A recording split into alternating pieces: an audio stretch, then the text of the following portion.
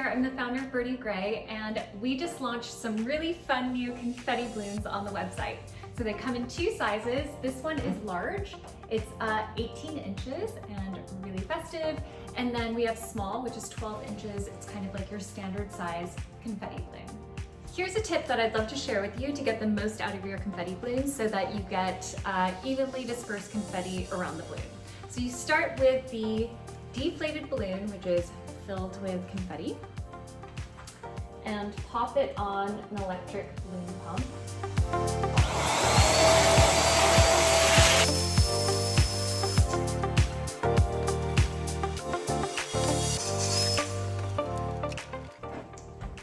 All right,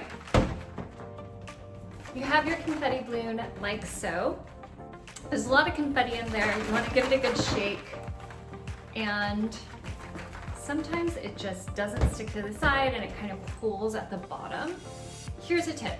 So you want to create some static energy by rubbing the balloon with a cloth, a towel, a wool sweater or scarf works, anything to create a touch of static around the balloon.